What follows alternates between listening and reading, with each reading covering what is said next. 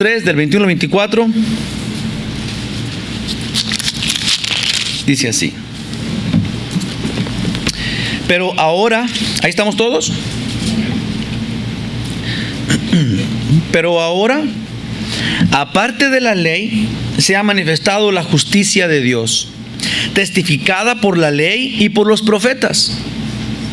La justicia de Dios por medio de la fe en Jesucristo, para todos los que creen en Él, porque no hay diferencia, por cuanto todos pecaron y están destituidos de la gloria de Dios, siendo justificados gratuitamente por su gracia, mediante la redención que es en Cristo Jesús.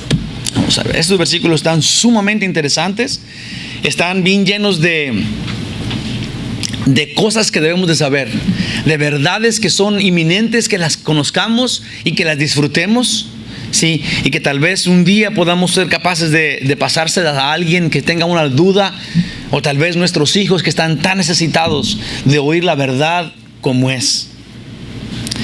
Dios bueno y amoroso, Señor, permite que tu palabra realmente nos inunde, que tu Espíritu Santo, Señor, nos envuelva y nos traiga al entendimiento completo, total, claro de la palabra de Dios, tu palabra. Bendito Dios, que sea así en esta mañana.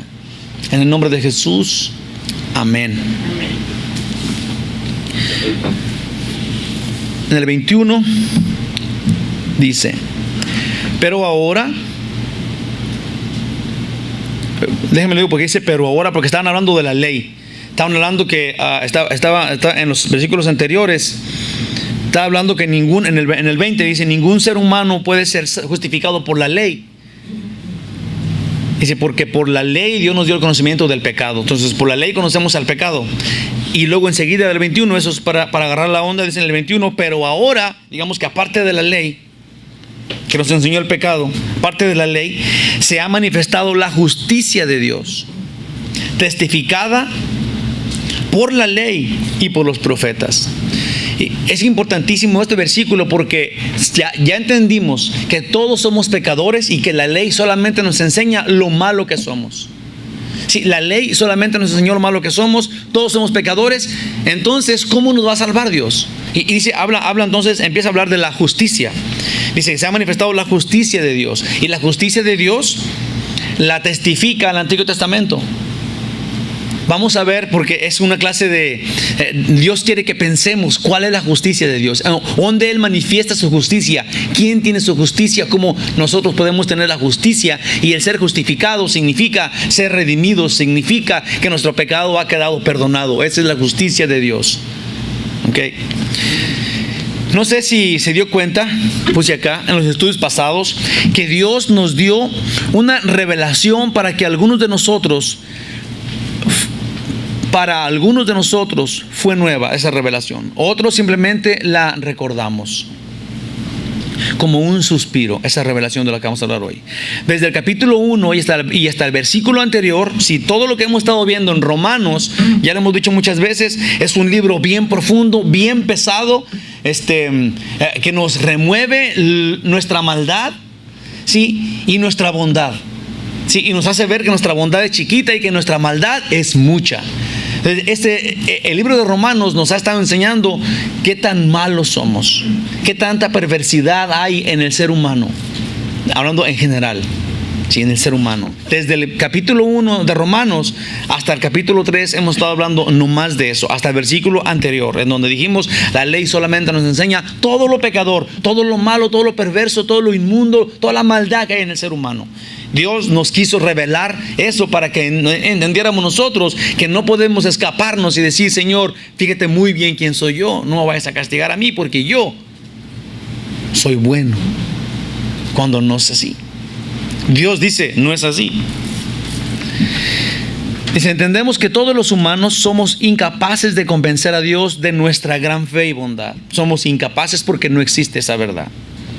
En estos primeros capítulos de Romanos nos hemos dado cuenta que nos es completamente imposible ganarnos el cielo. Ese es el punto de todas las cosas. Ninguna persona, ningún ser humano, por muy bueno o caritativo que sea, puede ganarse el cielo. Puede quitárselo a Dios de la mano y decir, Señor, yo me lo gané. Nadie, es imposible, nadie puede, es totalmente negativo.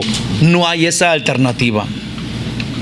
Dios nos ha declarado culpables.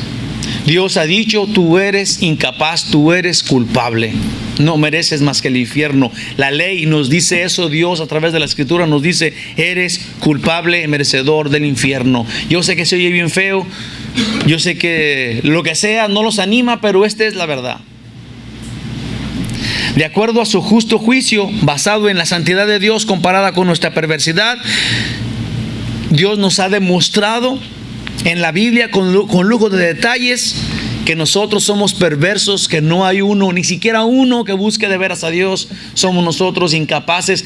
Tal vez nosotros digamos, no, pero es que yo el otro día estaba postrado ante Él y entregado, sí, en un momento, pero estamos hablando en general. Estamos hablando de que si una persona se entregó al Señor de veras completamente toda su vida, sí, y Dios ahora está asombrado con esta persona, le dice, me ganaste el cielo, tú de veras, no había ninguno, nomás tú, y no es cierto. No hay nadie que en realidad encuentre a Dios asombrado por su bondad.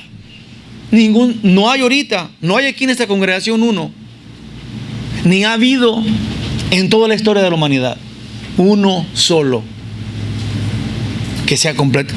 Allá saben quién sí lo cumplió.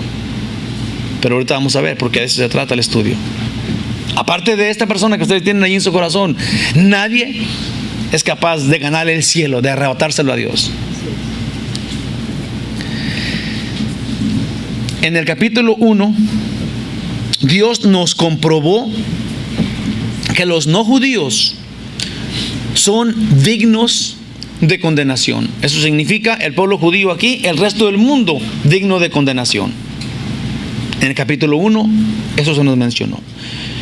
Un versículo que habla de eso, capítulo 1, 21, 23, de 21 a 23 dice, pues habiendo conocido a Dios, no le glorificaron como a Dios, ni le dieron gracias, sino que se envanecieron en su propio razonamiento, y su necio corazón fue entenebrecido. Profesando ser sabios, se hicieron necios, y cambiaron la gloria de Dios incorruptible en semejanza de imagen de hombre corruptible, de aves y de cuadrúpedos y de reptiles. Una persona que no era judía, se encontraron ahora haciendo monos, haciendo estatuas, y dijeron, este es mi Dios. Hicieron monos de changos, de perros, de lo que sea, de becerros, pero también de hombres. Y dijeron, este es Dios, este me lleva a Dios. Acuérdense ustedes que cuando hicieron el becerro, los israelitas que venían en el desierto no decían, este becerro de oro es otro Dios. ¿Se acuerdan cómo decía Aarón? Y todo el pueblo decía, este es Jehová. Esa es la idolatría, que estamos poniéndole una forma a Dios cuando Dios es espíritu. Entonces ninguna forma, ninguna criatura, ni ninguna forma hecha, sí, es Dios. Dios dice, porque hicieron eso, porque me compararon con lo que sea,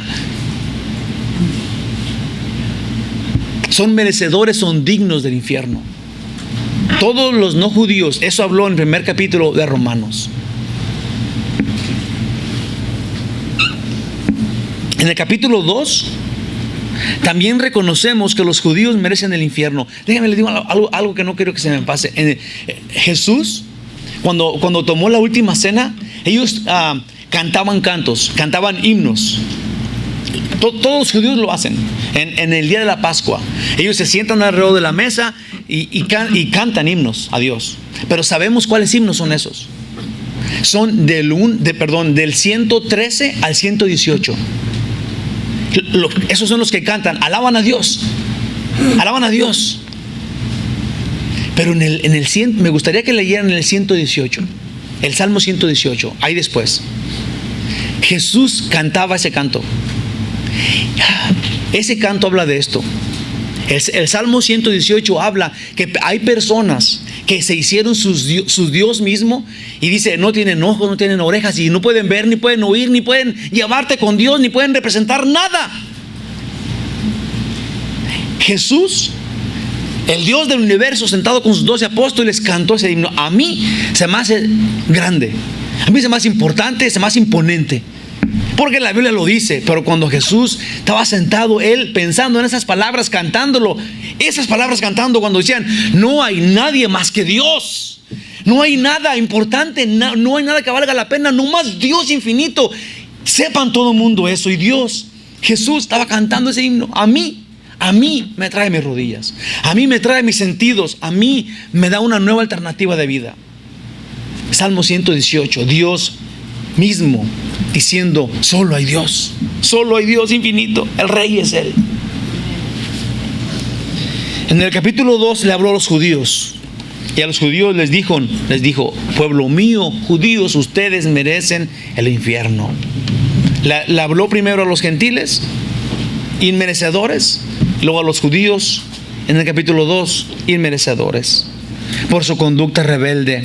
Y le dijo a los judíos en el capítulo 2, 17, capítulo 2, versículo 17 y el 23 y el 24, dice, y aquí tú tienes el sobrenombre de judío, le dice a los judíos, porque acuérdense que la Biblia habla, aquí mismo acabamos de leer que un judío verdadero es uno que está circuncidado del corazón, no más. Entonces, nosotros todos, si tenemos la circuncisión del corazón, que significa dejar la carne a un lado y seguir a Cristo, somos judíos de fe. Entonces, hablando de los judíos nacidos del pueblo judío, del pueblo de Israel, dice, tú que te apodas judío y te apoyas en la ley y te glorías en esta y te glorías en Dios. Dice el 23 y el 24, tú que te jactas de la ley y con infracción de la ley misma deshonras a Dios, porque como está escrito, el nombre de Dios es blasfemado entre los gentiles por causa de vosotros. Dice aquí, por culpa de los judíos, el nombre de Dios es una burla entre el mundo entero. Entonces los judíos están destituidos de la gloria de Dios por hacer tal cosa. Teniendo la palabra, siendo los elegidos, deshonraron a Dios por sus hechos, por su rebeldía. Entonces los judíos salieron reprobados, y los no judíos, que somos nosotros, también somos culpables. En el 9 dice, antes de llegar a donde estamos ahorita, pues ya hemos acusado al judío y a los gentiles, que todos están bajo pecado. Y en el versículo 20 dice que es por la ley que conocemos el pecado. Ahora, algunos todavía creen, algunos ahorita mismo que se llaman cristianos, que dicen seguir a Jesús, creen que por el cumplimiento de la ley pueden ser salvos. Hay agrupaciones religiosas cristianas que practican la ley, que dicen, Dios mandó esta ley, Dios nos dio el Sabbat, Dios nos dio esto, Dios lo que diga la ley, eso tenemos que hacer. Error, grande error. La ley solamente marca nuestro pecado.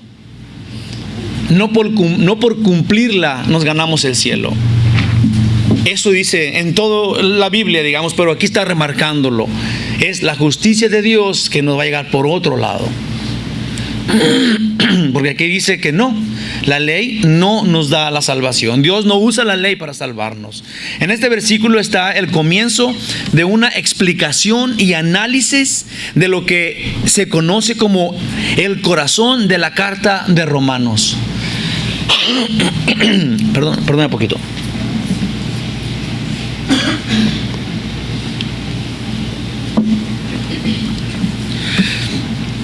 ¿Cuál es el corazón de la carta de Romanos? Aquí lo vamos a analizar y aquí nos lo van a explicar de poco a poquito. El camino o manera de cómo Dios, absolutamente justo, hará que débiles, injustos pecadores, que acabamos de mencionar que todos somos, judíos y no judíos, inmerecedores del cielo, dignos del infierno. Ahora, ¿cómo Dios justo va a hacer para salvar a esta bola? ¿Sí saben qué es esa bola? ¿No? No, otras bolas, todas las bolas. Dice que acá no nomás esta bola, toda la bola, judíos y no judíos. ¿Cómo Dios justo va a salvar a estos pecadores? De un punto de su vida en adelante, esos pecadores van a tener, porque entiendan que Dios, ¿cómo es que Dios va a salvar a estas personas? Todos esos pecadores que somos nosotros, a un punto, en una forma, cuando lleguemos, digamos, a este lugar, a esta línea, de aquí para adelante vamos a pensar diferente. Cuando Dios nos revele esto, vamos a tener la seguridad de que este débil pecador, digamos que yo soy un pecador empedernido, un merecedor del infierno, una lacra de la sociedad. Y esta persona, ¿ahí cómo la ven? Llegó un punto en la vida de esta persona culpable de pecar, sí, en donde esta persona, que soy yo, dice: estoy absolutamente seguro que voy a estar en la presencia de Dios. Seguro en la verdad de Dios, que cuenta mucho más que en la verdad mía. ¿Cómo es que Dios va a hacer esto? ¿Cómo Dios hizo eso en mí? ¿Cómo es que Dios hizo eso en usted? Estaremos en el cielo para siempre con Él. Es decir, algo no revelado hasta la venida del Mesías. Algo no revelado. Los que se murieron sin esta revelación los que se quedaron sin esta revelación, pero esperaban en el Mesías, Dios, que es justo, los salvó. Él dijo, vino y liberó la cautividad y se llevó todas las personas que creían en el Mesías, que esperaban al Mesías, que estaban esperándolo, estaban en un lugar que se llamaba el seno de Abraham, y luego vino Jesús y luego los liberó. Les dio libertad y se los llevó a todos al cielo.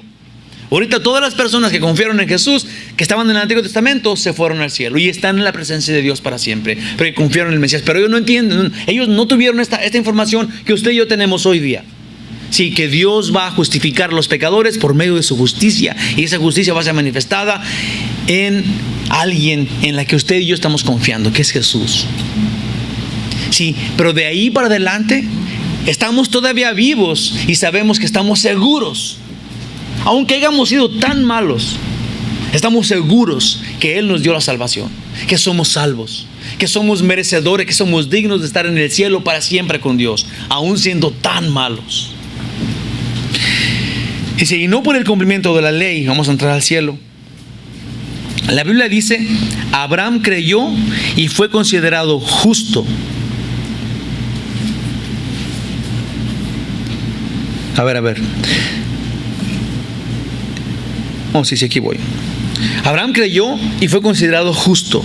Esto está en Génesis 15:6. Dice, también allí nos hace saber que su amor es especial para con los que en Él creen. Sí, en Génesis 15:6, Dios reveló que Abraham era justo por creer. Digamos, Dios lo justificó, le perdonó sus pecados porque él creía y confiaba en Dios. Eso dice allá. Ahora, en Santiago 2:23 habla de lo mismo.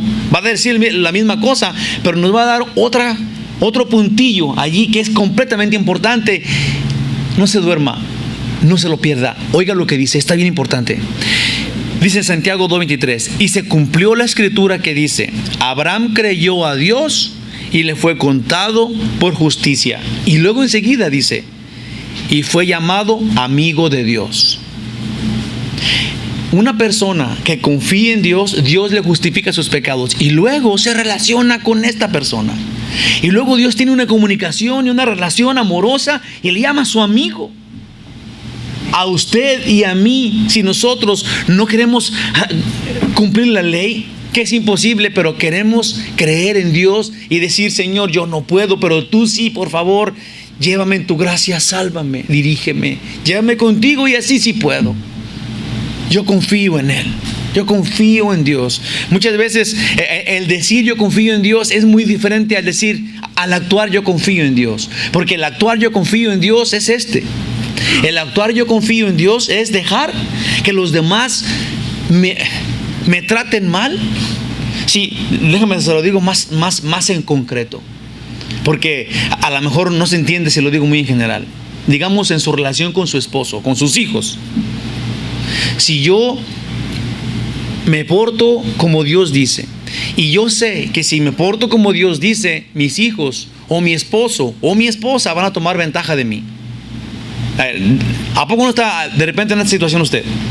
Si me porto como Dios dice, van a tomar ventaja de mí. No, hombre, me van a querer trapear. Sí, van a decir que estoy lelo. Dios honora a una persona que confíe en Él. Y Dios honora esta cosa. Si yo me doblego a mi esposo, me doblego a mi esposa, a mis hijos me tengo que doblegar, pero de una manera justa. Yo tengo que dirigirlos a ellos. Pero muchas veces no somos capaces de pedirle perdón a un hijo, aunque teníamos nosotros la culpa. Porque qué tal si nosotros fuimos los culpables, nuestro hijo no hizo nada, nosotros nos le pusimos arriba de su cabeza y le dijimos esto, y salió que éramos nosotros, tal vez que él no hizo lo malo que pensamos que había hecho. Tenemos nosotros que ir con nuestro hijo y decirle: hijito, por favor, perdóname, me equivoqué. Y ya sabemos que va a decir: sí, siempre me dice que tengo la culpa, pero no le hace. Dios va a honorar cuando usted haga lo que Dios dice. Y al final de cuentas usted de todos modos va a salir limpio, triunfador, ganador, digámoslo así. Debemos de honorar a Dios, confiar en Él de veras. En el trabajo pasa lo mismo. Sí, no podemos ya barrer porque yo hace 2 días barría, pero ahora ya limpio ventanas. ¿Cómo voy a ir a barrer otra vez? No. O sea, tenemos que ser humildes, pues. Eso mata el gran pecado de la... ¿Cómo se llama ese pecado que se me olvida? La soberbia.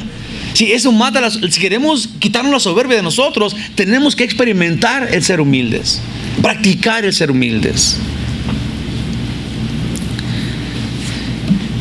Nuestro versículo 21, en el que estamos estudiando ahorita, explica el conocimiento antiguo, que es la ley, y presenta el nuevo. Otra vez, repito, es nuevo solamente para nosotros.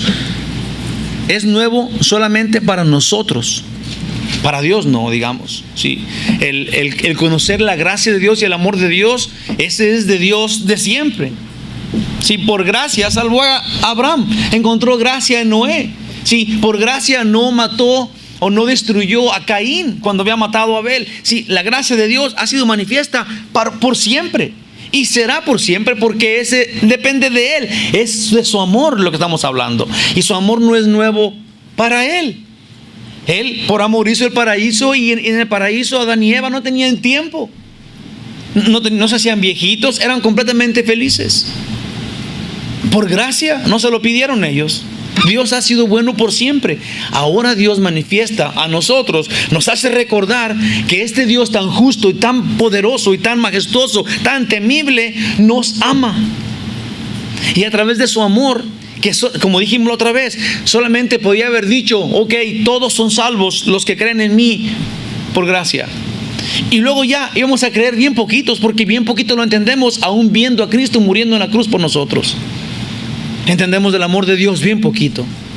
¿Qué tal si Dios no... Porque Dios no tiene necesidad de demostrarnos nada. Dios no tiene necesidad de demostrarnos que nos ama. Es como si usted le quiere demostrar a su niño de 3 años que lo quiere. Realmente no hay necesidad de demostrárselo. ¿O cree usted que tenga necesidad de demostrarle a su hijo? Su hijo de todos modos sabe que lo quiere.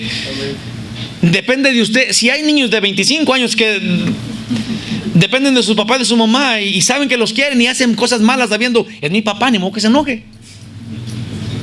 Pero nosotros, Dios pensó que necesitábamos tener esa prueba. y mandó a su Hijo y vino Él mismo y murió por nosotros y dejó que lo hicieran todo lo que le hiciéramos. Y Él decía: vean cuánto los quiero. Vean cuánto los quiero. Nos mostró que nos ama. El nuevo pacto que Jesús hace, válido con su sangre, dice: pues ahora, aparte de la ley, pero ahora, en otras palabras, no puede ser salvos por la ley, pero yo tengo otra cosa que los hará inocentes y les presentará ante mí en absoluta justicia y santidad. Dios tiene algo que nos va a presentar ante Él, que nos va a hacer que nos presentemos ante Él en justicia y santidad. Sabemos que Dios no hará algo vergonzoso. Digamos, Dios nos va a presentar, aunque seamos culpables, Dios nos va a presentar ahora inocentes con Él. ¿Cómo le va a hacer Dios? ¿Lo va a hacer bajita la agua? ¿Bajita la mesa, como le llaman? ¿O se va a hacer de la vista gorda con nuestros pecados y va a decir: no, ni se acuerden de esto, vénganse por acá, por la puerta de atrás al cielo? No, Dios no va a hacer eso. ¿Cómo le va a hacer entonces? Si Él dice: son culpables, y los culpables no entran al cielo, entonces ¿cómo le va a hacer, pues? ¿Cómo perdonarnos escondidamente? O que se haga de los que no ve y deje pasar a los pecadores, ya dijimos hace un momento, al cielo. Él no va a hacer eso. Él no hizo eso. El pecado debe de ser puesto a juicio. El pecado de nosotros tiene que ser castigado. Sí, hay una consecuencia por pecar. Y Dios no va a decir: no, mejor no lo castigo. No, Él es justo. Él es justo, es un hombre justo. Un hombre es un juez. Y el pecado lo va a castigar. Él va a tratar con el pecado y lo va a destruir, porque el pecado ocupa ser destruido y castigado al transgresor. Sí, el pecado, muchas veces confundimos esto, y ya lo he dicho otra vez, pero quiero que quede bien clarito. Dios odia el pecado. ¿Y cómo es que Dios castiga el pecado? Si no es que castiga al que comete lo que Él odia. Entonces pasa a odiar también al transgresor. No ahorita, y que quede bien aclarado, no ahorita. Dios odia al pecado y al que comete el pecado. Dios odia al pecado, pero no odia, déjame le digo bien esto, no odia al que comete el pecado ahorita. Dios va a castigar terriblemente cuando el pecador que comete el pecado se muera. Al momento de la muerte del pecador, que Dios ama hasta el último instante, respiro de su vida, hasta ese momento ama al pecador. Odia el pecado siempre. Pero del momento que el pecador se muere metido dentro del pecado, cuando Dios castiga el pecado, el transgresor va al infierno, odiando Dios también al transgresor cuando se muera. Esto no es nuevo, pero tenemos que tenerlo bien en la mente, porque esta es la verdad. Porque esa es la verdad. Dios ama al pecador hasta el último instante. Quiere que se arrepienta del maldito pecado que lo va a mandar al infierno. Pero al momento de su muerte, del pecador se convierte en pecado, se convierte en demonio, y Dios odia el pecado, odia el demonio, y juntos a todos estos dos, que es el pecado y el pecador, se van a ir a quedar para siempre en el infierno, y nadie los puede sacar de allí, ni con oraciones, ni los ángeles, ni ningún ser humano creado lo puede sacar del infierno. Nadie. Absolutamente nadie. Una vez que es condenado, te quedas allí para siempre. Igual en el cielo. Nadie te puede sacar del cielo. Si Dios te dio el cielo por gracia y tú aceptaste esto, en el cielo vas a estar y nunca más nadie te puede sacar de allí. Esa es la justicia. Esa es la justicia, igual para acá que igual para allá. La ventaja es que Dios nos ama. Sigamos. La Biblia es muy clara en cuanto a este castigo. El castigo por el pecado es la muerte. Entonces Dios nos presentará el plan de salvación, el programa que pondrá en práctica para poder salvar al pecador arrepentido, al que se comprometa con Él, al que crea en Dios y sepa que Dios es, a este salvará. Quiere salvar al pecador que tenga fe. Pero es un dilema, porque el pecado demanda sangre, y sin sangre no hay remisión de pecado. Entonces Dios nos quiere perdonar a nosotros. Si nosotros nos arrepentimos y vamos con Él y decimos: Señor, me arrepiento, perdóname, entonces Dios tiene que derramar sangre en mí para perdonarme. Y derramar sangre, imagínense, si Dios derrama sangre en mí, me mataría. Si Dios va a castigar mi pecado, me va a destruir, me va a desbaratar, simplemente porque la santidad de Dios me desintegra. Sí, entonces mi culpa Dios me quiere salvar, y si viene conmigo y Él derrama su ira contra mi pecado, entonces yo quedo destruido. No me llevaría a mí ningún lado el perdón de Dios, digamos, cuando viene Él a justificarme, a poner justicia con su pecado. ¿Sí entiendes lo que estoy diciendo o no? No, ¿da? ¿Sí? Si yo tuviera que pagar por mi pecado, no alcanzaría a vivir. ¿Ok? Ese es el dilema, es lo que pasa acá. Dios quiere que yo sea salvo, pero si viene y en mí castiga el pecado, me mata. Sin querer, digamos, sin querer queriendo, no puedo soportar yo el pecado y la culpa y luego seguir vivo. Es imposible. Lo dice el mismo Dios en toda la Biblia, Antiguo Testamento y Nuevo Testamento. El Levítico 17:11 dice: porque la vida de la carne en la sangre está, y yo os lo he dado para hacer expiación por sobre todo altar por vuestras almas, y la misma sangre hará expiación o propiciación de la persona. Sí, entonces la sangre que está en nosotros es la vida, y Dios va a castigar el pecado en nosotros, pero la sangre, que es la que da la opción a ser perdonados, y al derramar la sangre nosotros quedaríamos expiados, que significa perdonados. Dice, la propiciación, que es la expiación, significa aplacar la ira y ganar el favor. Es lo que significa. O sea, otra vez, sin derramamiento de sangre no puede haber perdón de los pecados. Hebreos 9:22: y casi todo es purificado según la ley por sangre, y sin derramamiento de sangre no se hace remisión, no hay perdón de pecados. La ley anunciaba el perdón de los pecados por el sistema sacrificial judío, y los profetas lo anunciaban también en el Antiguo Testamento. O sea, en el Antiguo Testamento se hacían los sacrificios de todos esos animales, porque la sangre de esos animales cubría nuestro pecado. Entonces era necesario, porque así lo había establecido Dios, que corriera sangre para que hubiera perdón, para que hubiera expiación. En el Antiguo Testamento, por eso era ¿cómo le puse aquí?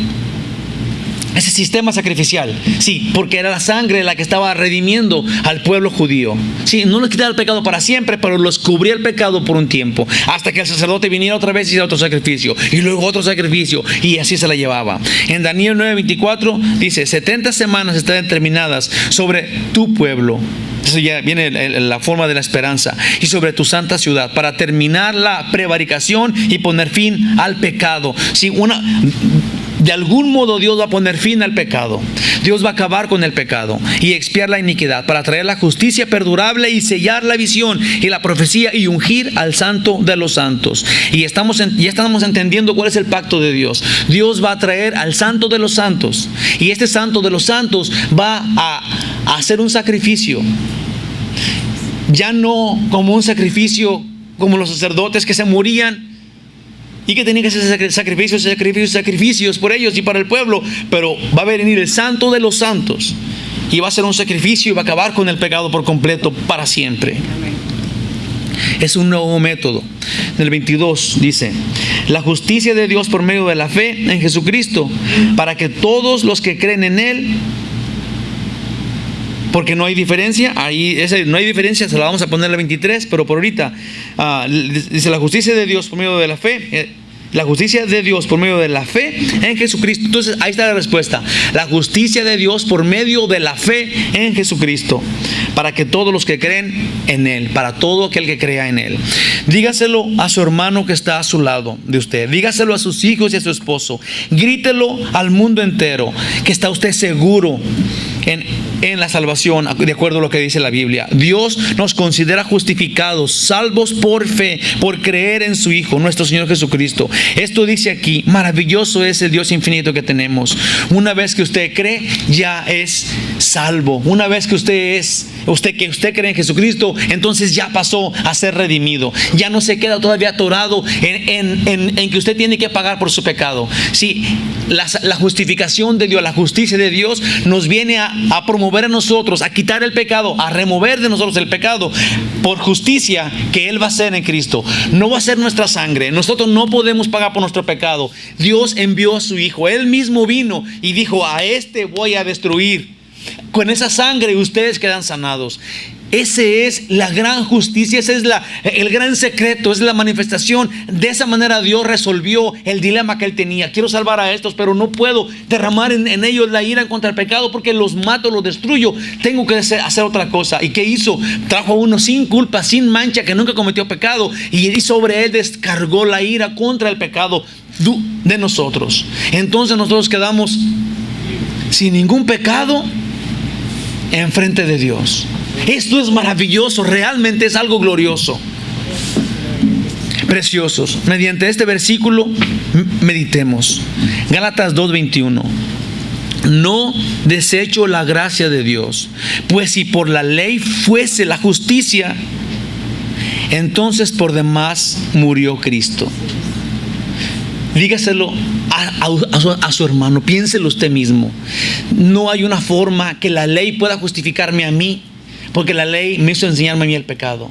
Y si yo creo que, como dije, hay gente, aún los judíos mesiánicos están basados su vida en la ley. Los adventistas están pensando que si no cumplo la ley, que si no cumplo esto, no puedo ser salvo. Aquí dice, si por la ley yo pudiera ser salvo, en vano vino Cristo a salvarme por gracia, por su amor. ¿Para qué vino entonces si yo podía ser justificado por otro método que no existe?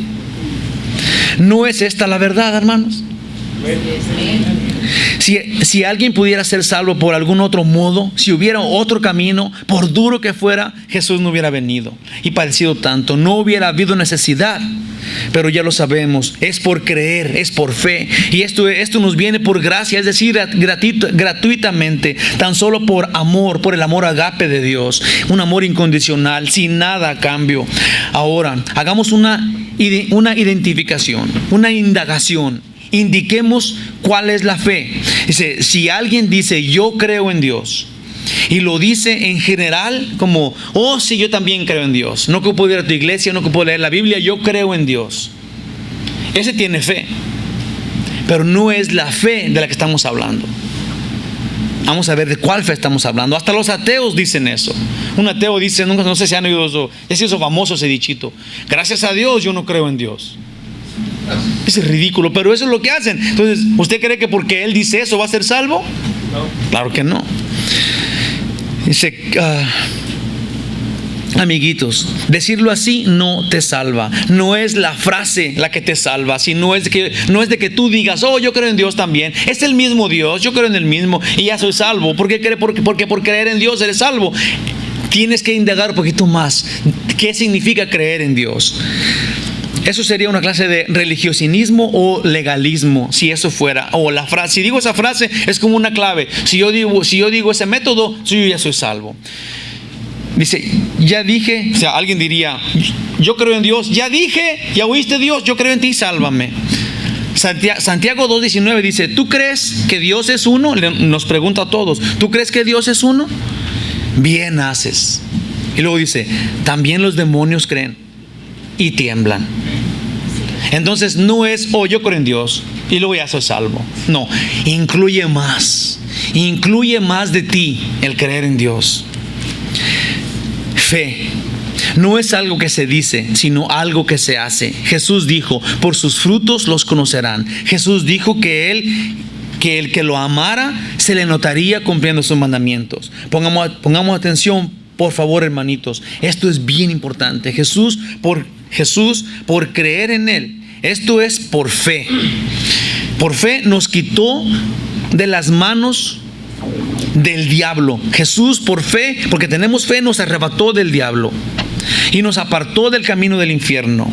Quien quiera que entiende esto, fíjense bien, cuando usted cree en Dios, usted sabe que Dios vino y lo rescató. Eso es creer en Dios. Es un Dios real, es un Dios vivo, que sabes que existe, que está vivo, que te escucha, que sí tiene ojos para ver y oídos para oírte, y manifiesta su poder cada día en tu vida, porque es un Dios real en tu vida. Tú pasas a ser real en Él. Digamos que tú eres una mentira, pasas a estar en Él y ahora pasas a tener la verdad.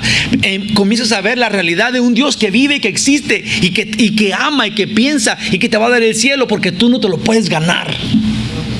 Es un Dios maravilloso. El que entiende esto cree y ahora comienza un nuevo camino. El que tenga fe, el que diga yo creo en Dios, tiene una nueva vida. no es decir, es vivir el nuevo nacimiento. De aquí para adelante, porque creo, pienso, vivo, hablo, como diferente. Yo creo en Dios. Por eso es que un cristiano es imposible que no se le note que es hijo de Dios. Una persona que es cristiana, aunque no diga que es cristiana, la gente lo debe de saber por cómo habla, por cómo se ríe, porque no se enoja, porque no es rudo, porque está siempre pensando en honorar a Dios. Ya no es el mismo de ayer. Vive una vida diferente que antes. Ahora, vive una vida de antes diferente que la de ahora. Ojo, no para ganar el cielo. Si el cristiano no hace todo esto, no se porta bien y no dice la verdad y no esto para ganarse el cielo, porque sería falso. Otra vez volveríamos a los legalismos. Una persona que entiende quién es Dios y tiene fe en Él, porque Él está con Él, vive así porque del cielo es, ¿entiende? Porque eres del cielo, porque le perteneces al Altísimo. Ahora Él pone en ti sus obras. Eso dice Efesios 2. Sus obras, o son tus ojos eres tú, sus manos eres tú. No para ganarte el cielo, porque eres de Él, eres tú su hijo. De ahí es esto. Y fíjese bien en este versículo. Póngalo, márquelo por favor. Es Tito. Amén. Esa cartita de Tito, le tengo unas ganas de entrarle aquí, de traerla. Está tan chica y está tan profunda. Tito pareciera como que no es nadie. Está Tito, chiquitito. Tito es una eminencia, mano. Dios le habló tan bonito a Tito. Vamos a ver qué dice. Tito capítulo 3, versículo 3 al 8.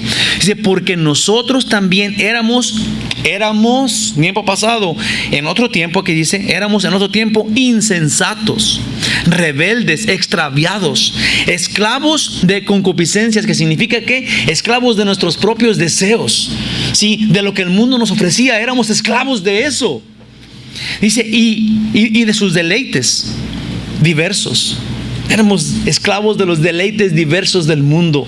Tiempo pasado, por amor de Dios, hermanos, no tenemos ya que divertirnos como antes lo hacíamos, porque si eso incluye la carne, no debe de ser ya. Si viviendo en malicia y en envidia, aborrecibles, eras una persona odiosa, que a gente le caías gorda,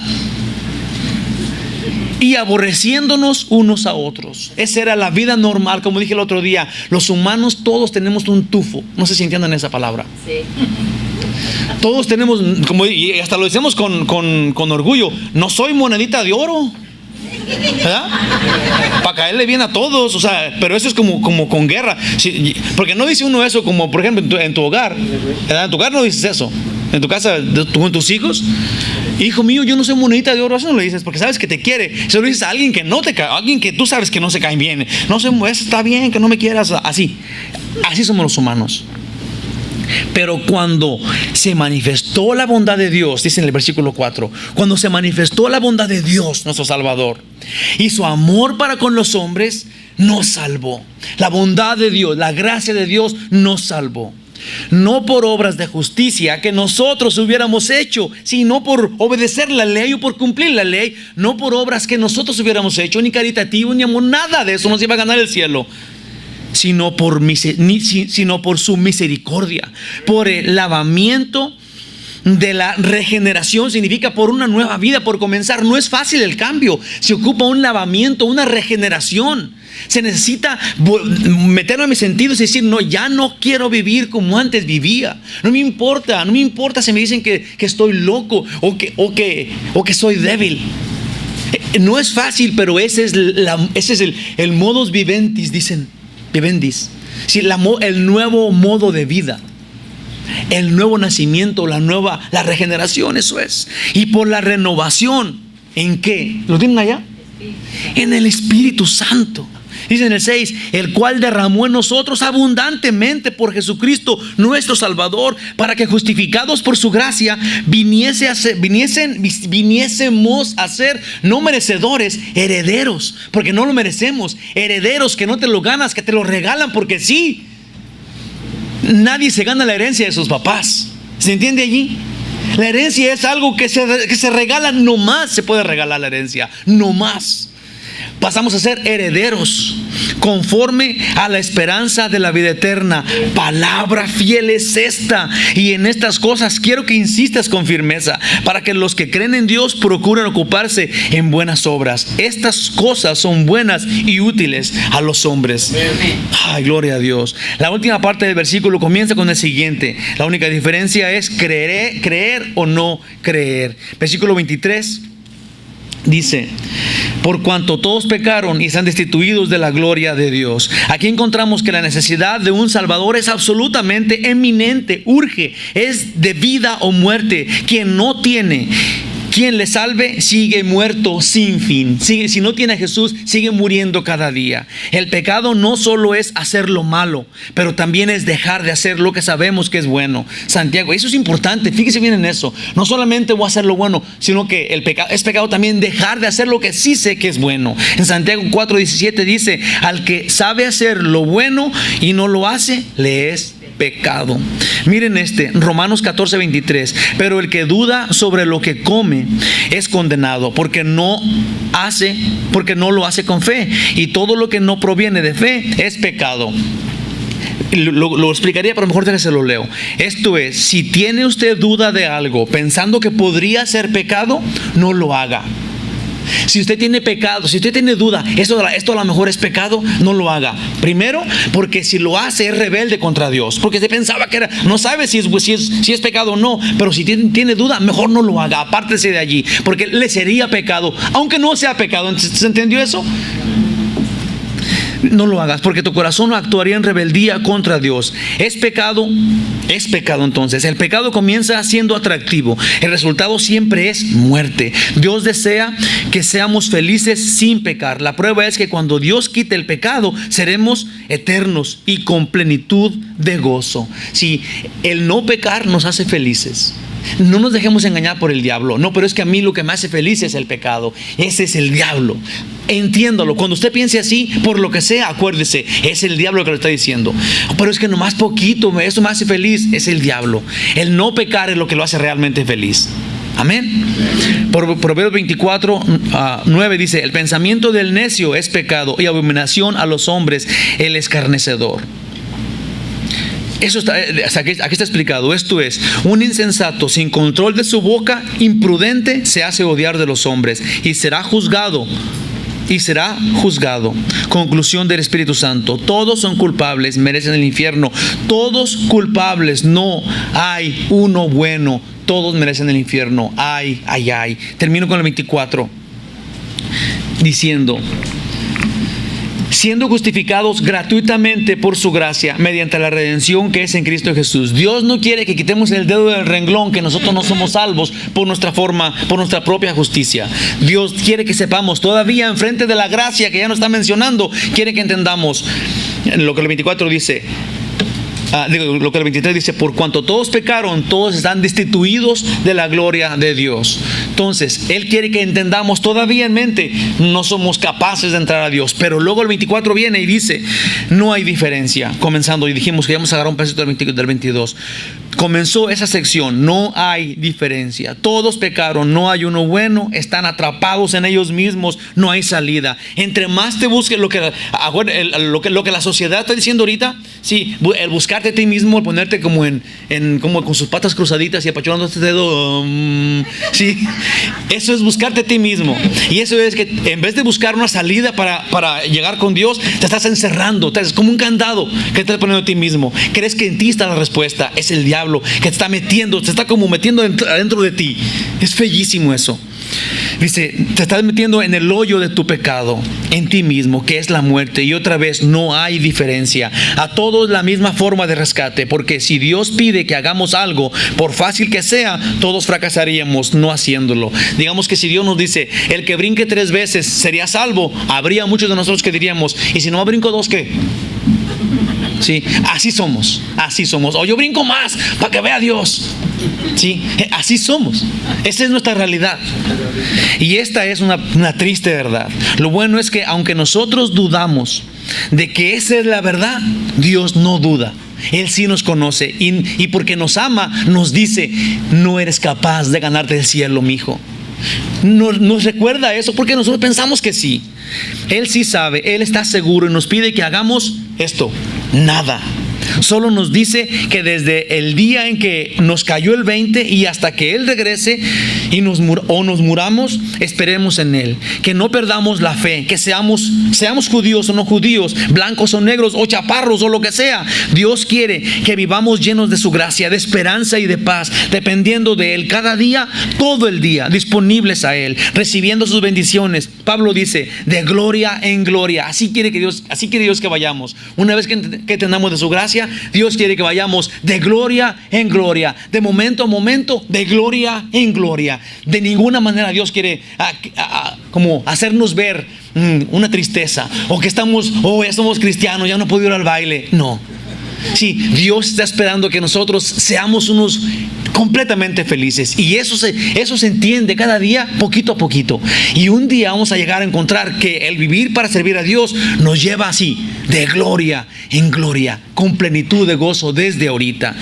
Porque Dios, sin necesidad de nosotros, nos hizo inocentes. Dios, sin necesidad de nosotros, nos hizo inocentes. Nos hizo merecedores, nos hizo cabales, santos, nos purificó, aceptables a su presencia, y todo esto es gratis. No absolutamente ni una obra buena o algo. No solo nos tuvo lástima o misericordia, que sería no castigar los delitos diarios de rebeldía y perversidad que hacemos contra los hombres y contra Dios, pero nos presentó su amor, su gracia, y nos la dio a conocer en Jesucristo. En vez de hacernos pedacitos como debería de haberlo hecho y destruirnos por necios, lo hizo con su Hijo. Este Hijo recibió tal destrucción por culpa nuestra. El Padre juez santo no dejaría el pecado sin castigo, pero Cristo lo ha dejado satisfecho. Dios ya no está enojado. Dios está dispuesto. Dios está queriendo que nosotros estemos con Él. ¿Dónde dice esto? Y acabamos. Jesús nos sustituyó. Él es nuestro Redentor. Aleluya. Y se van con este versículo. Apúntenlo en su Biblia, pónganlo en su mente. Juan 17:24. Padre, aquellos que me has dado, quiero que donde yo estoy, también ellos estén conmigo. Y el versículo sigue, pero quédese con esto. Quiero que donde yo estoy, ahí ellos estén conmigo. Aleluya. Poderosísimo Dios nuestro, gracias te damos, Señor, porque eres bueno, porque eres misericordioso, y porque a pesar de que tú sabes que nosotros somos incapaces de llegar a ser salvos, somos incapaces de vivir una vida santa, bendito Dios, gracias porque tú encontraste un método increíble, maravilloso, es divino lo que nos has revelado. Señor, es tu gracia, es el poder divino del amor de Dios, que ahora revelado en Jesucristo nos trae, siendo todavía culpables, nos trae la redención. Jesús toma nuestra carga de culpabilidad y se la pone en Él, y ahora se presenta ante ti ya con la carga destruida, desbaratada, completamente deshecha. Él acabó su vida, Él tiene marcas en sus manos que todavía vamos a ver cuando lo veamos, porque esa salvación es para siempre. Nosotros ahora somos absolutamente limpios de pecado, y eso no nos lo ganamos, es por tu gracia. Ese es tu amor que nos tienes, Señor. Ayúdanos a valorarlo y entonces a vivir a tu servicio, a vivir sin mentir, a vivir amando unos a otros, a vivir sin echarnos pleito. Señor, si alguien nos ofende, está bien, nosotros somos salvos, te pertenecemos. Si ellos son los que están enojados, hay que orar por ellos. Bendito Dios, ayúdanos a entender que los que están enojados, los que echan pleito, esos no saben esto que yo sé.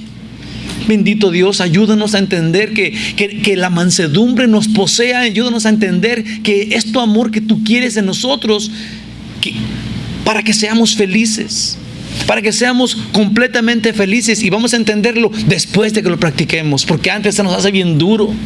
Señor, yo en ti confío y espero. Esta congregación, Señor, te necesitamos. Edifícanos y guíanos en el camino eterno, en tu bondad, llenos de tu espíritu, en tu poder. En el nombre de Jesús te lo pedimos, Señor, adorándote, a tu servicio. Amén. Aleluya. Vamos a cantarle Gloria a nuestro Dios. 1, 2, 3. Están los servicios, si quieren checarlos después, compartirlos. Los bendiga, los quiero mucho.